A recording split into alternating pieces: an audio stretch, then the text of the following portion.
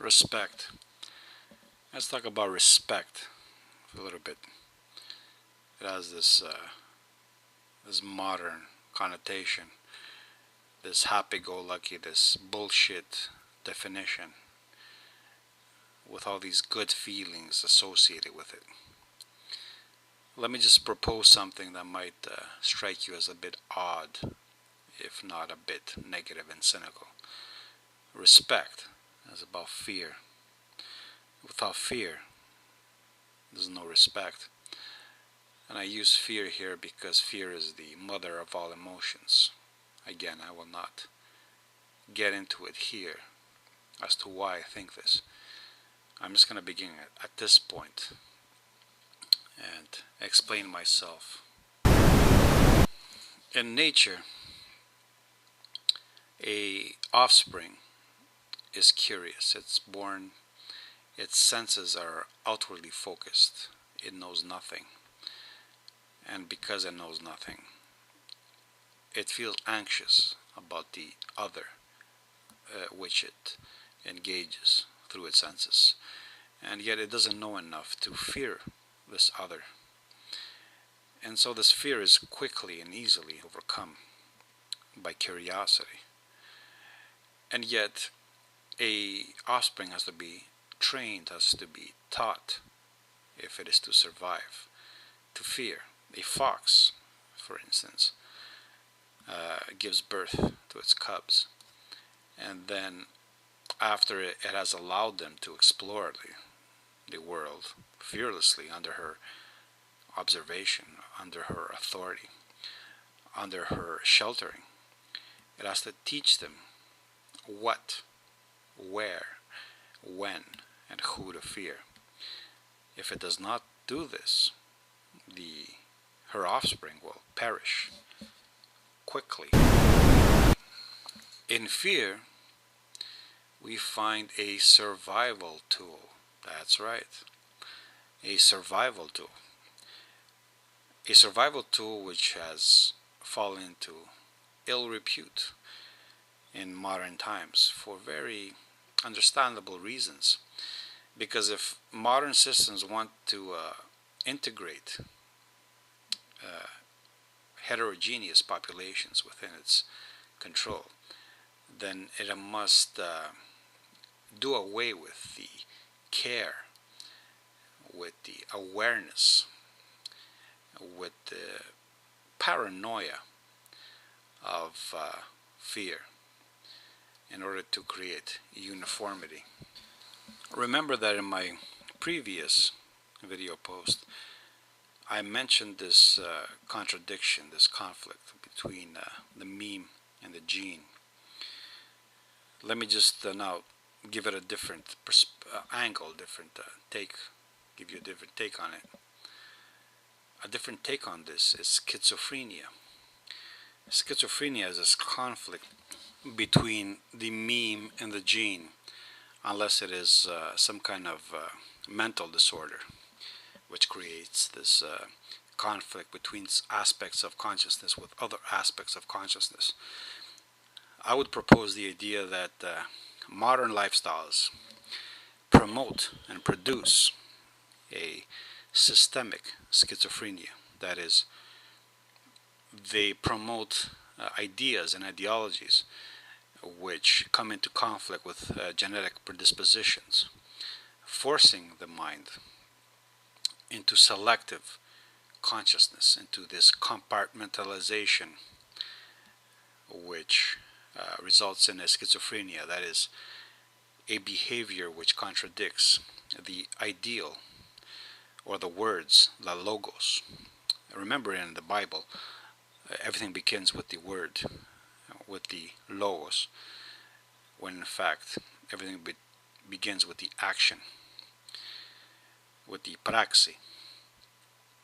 So this contradiction between the words, the ideal and the real, is what creates this schizophrenia, this necessary division of the mind into parts. One part dedicated towards adhering to social, cultural, mimetic norms, and another still engrossed by predispositions, natural inclinations, drives, instincts. This discrepancy between what we're supposed to do and what we're supposed to think like and how we're supposed to behave as and what we're inclined to act like and to think like and to behave as is what creates this idea of sin, this conflict, this juxtaposition between the ideal and the real. This conflict is what creates the sense of guilt. The individual is meant to feel guilty because ashamed of what because he can't live up to the mimetic ideals of behavior and thinking. He cannot blind himself, for instance, to appearances, even though he is urged to do so. He is urged to believe that appearances do not matter, and yet everything in his being tells him that they do matter. And he cannot justify why in some contexts they do matter, whereas in other contexts they don't. For instance, when he goes shopping for clothes or produce or a car, then appearances do matter, and they matter a lot. Yet when it comes to human beings, they should not matter at all. And yet he cannot justify why. He cannot justify why in one context they don't and in another they do. This is the conflict between the meme and the gene. Another conflict between the meme and the gene when it comes to human beings is monogamy. Human beings are by nature polygamous. So monogamy doesn't come easy to them. They have to be trained. They have to be indoctrinated. They have to be convinced that it is right, it is virtuous. In fact, this guilt, this trained sense of shame, which goes back all the way to the Bible and the Adam and Eve story, is this training of the mind to feel ashamed of its nature, to feel ashamed of its past, to reject its past. That's what shame means. And most all of the nihilistic dogmas preach this sense of shame, this sense of embarrassment with one's past, because what they offer is something in the future, something yet to come, or something in the beyond, something beyond reality, something unreal. The future is also something unreal, as it is never realized, and by never being realized, it is never real. So it can be fantastic, it can be as extreme and extraordinary as it chooses to be. In fact, the more extraordinary it is, the more fantastic it is, the more disconnected from the real it is, all the more relieving it is to the masses, to the weakest of the weak. And so shame and guilt are associated with this shame and guilt over one's own nature. And what is nature? As I've said before, but the past. To feel ashamed means to feel ashamed, to be embarrassed, to have a negative reaction, trained or not, in reaction to your past, unless this past is presented to you in the most positive light, in the most flattering light, which is the most fake light of all. In order to overcome the past, or to better it, or to make amends for it, means that you don't feel ashamed of it. You don't feel diminished by it, but you accept it. Through acceptance, can you gain the possibility of overcoming. Without acceptance, there is no possibility of overcoming. Denial simply means you bury your head up your ass.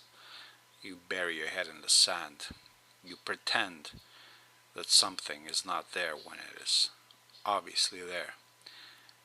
You know, when a lion comes towards you, pretending the lion is not coming towards you is not going to prevent you from being eaten by the lion.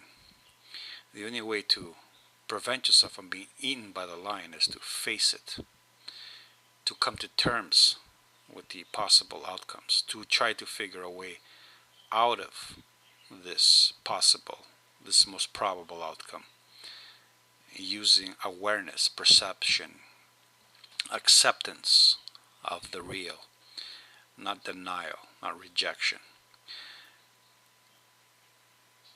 And of course, this is what sheltering provides, a way out of the real, a way to dismiss, an easy way to excuse yourself, to pretend the lion is not coming towards you, to pretend that nothing of this affects you, to pretend, in other words, to play, to remain a child, to pretend you don't care. And of course you don't care because there is a system there protecting you from caring. And it protects you not without a demanded price, because the price for its protection is obvious. If you're working, if you're remaining true to the rule of law, if you are supporting the system, if you are adhering to its principles, its values, if you are parroting its values and its principles without question, without thinking outside of them, without challenge, then you are a good sheep. It doesn't matter if you turn your way away from pussy. It doesn't matter if you're a woman that you refuse to have kids and you choose a career. It doesn't matter. All that matters is that you stay true to the system's rule. And the system is the alpha male. You pay your taxes. You abide by the law. You repeat, you regurgitate the principles you were trained as being factual, without question, without challenging them. You just repeat them verbatim. You defend them as if they were transcendental, as if they were unquestioning, as if they were universal, as if they deserved to be propagated. Because again, we're dealing here with mimetic propagation, not genetic so much. Genetic propagation is becoming a thing of the past.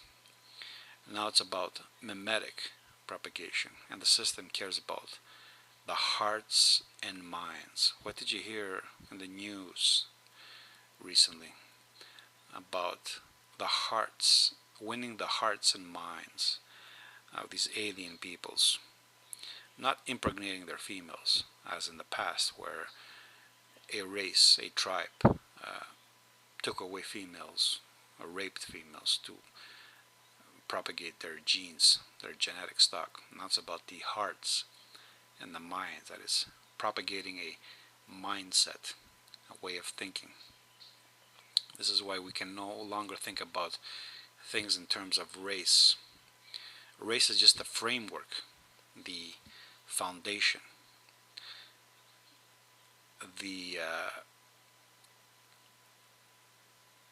it should participate in our understanding of probability. But now it's become more about thinking, a way of thinking.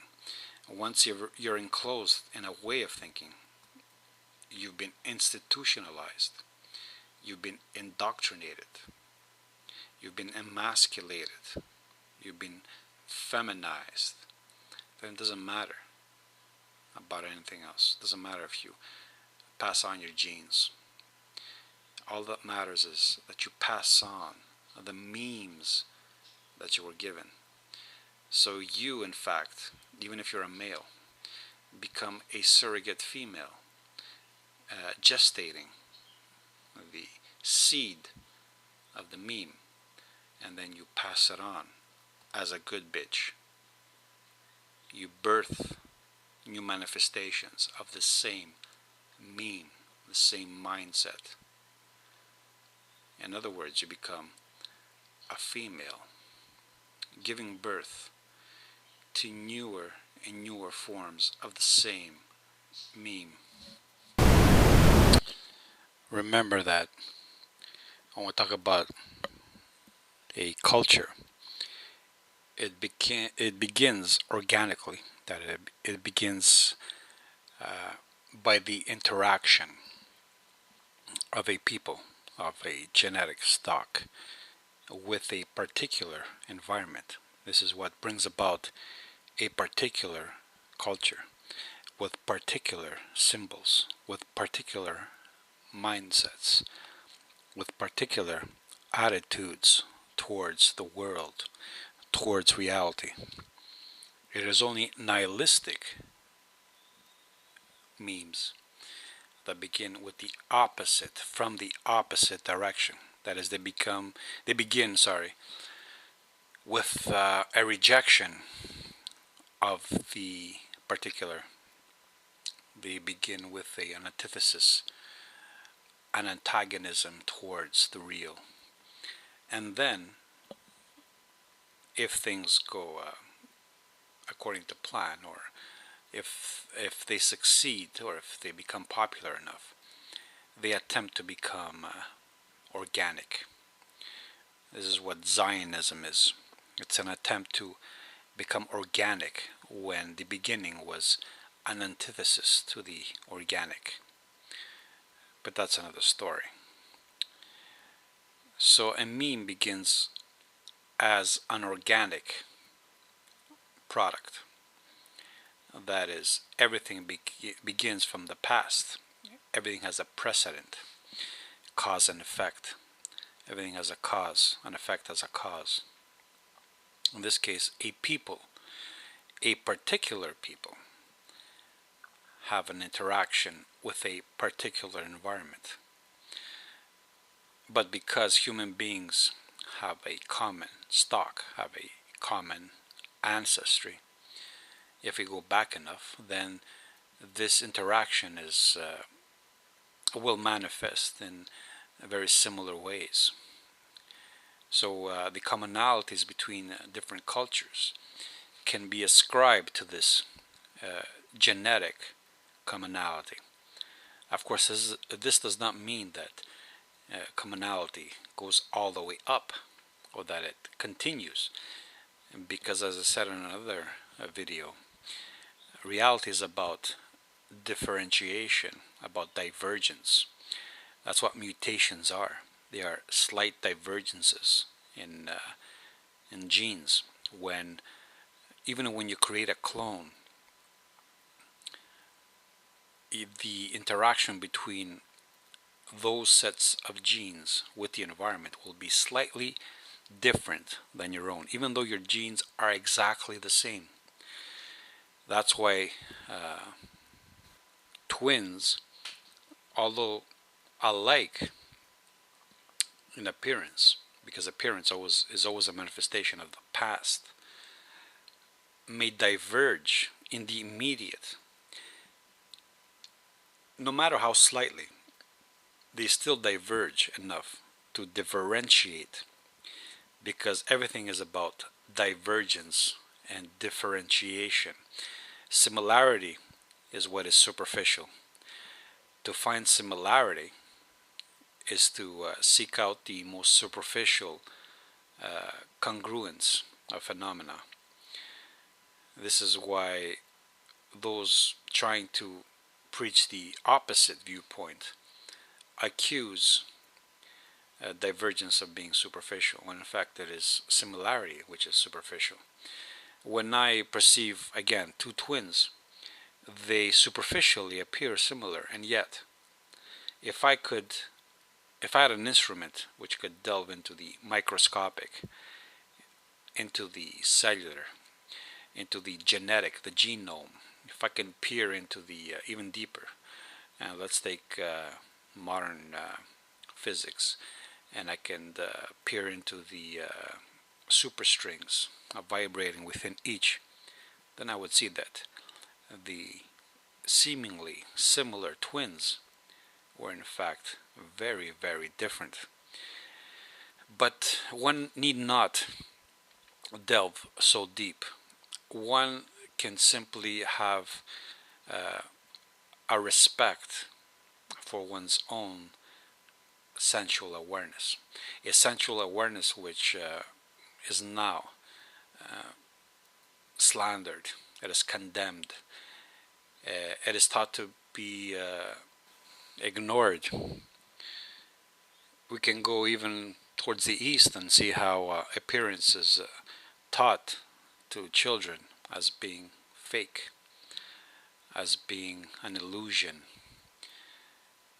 And this is part of the indoctrination of these memes, these nihilistic memes, which propose these ideas in order to produce a control over the population. This is why they come about in times of demographic pressure and in times of resource deficiency. The individual has to feel ashamed of himself, of his ego. He has to be made to feel ashamed of his selfishness.